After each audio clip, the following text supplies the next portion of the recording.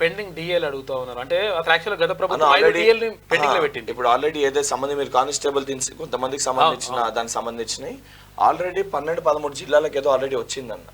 ఈ తక్కినవన్నీ కూడా అంటే ముఖ్యంగా ఆలోచించేది ఏంటంటే మేము చెయ్యము ఇది కాదు అని చెప్పని గత ప్రభుత్వం ఇక్కడ మొండిగా మాట్లాడతలేదు.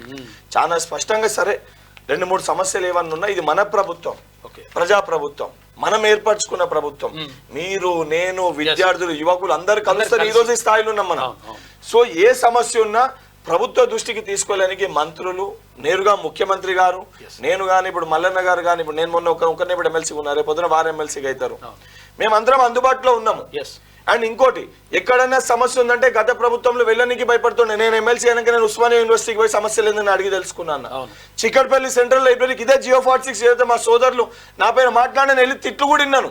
ఎందుకంటే వాళ్ళకి మన హక్కు ఉంది, వాళ్ళ బాధని పట్టించుకోవాల్సిన బాధ్యత మన పైన ఉంది కాబట్టి వాళ్ళ మనని అనే హక్కు ఉంది. కానీ దీన్ని రాజకీయ లబ్ధి కోసం వాడుకొని 100 రోజుల కాంగ్రెస్ ప్రభుత్వం ఏం చేసింది, 100 రోజుల కాంగ్రెస్ ప్రభుత్వం ఏం చేసిందంటే గుండెల పైన చేతేసుకొని చెప్పని ఈ రోజు సమస్యలు ఏవైతున్నాయో టీఎస్పీఎస్సీ కానీ, గురుకుల బోర్డు కానీ, సంబంధించిన పోలీస్ రిక్రూట్మెంట్ బోర్డు కానీ, ఇతర అన్ని బోర్డుల దగ్గరికి బల్మూరి వెంకట్ ఎమ్మెల్సీ అయినకు రాలేదా?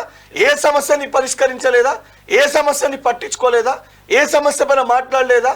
ఇది చాలా అన్యాయం. ఇది ప్రభుత్వం ఏం చేస్తలేదు. అరే అనుక్షణ ముఖ్యమంత్రి గారు స్వయంగా వేదికపైకి వెళ్ళి చెప్తారు ఇది యువకులు, విద్యార్థులు, నిరుద్యోగులు ఏర్పరచుకున్న ప్రభుత్వము, వాళ్ళు కావాలని వాళ్ళు తెచ్చుకున్న ప్రభుత్వము, తప్పనిసరిగా వారికి న్యాయం చేస్తామని చెప్పారు.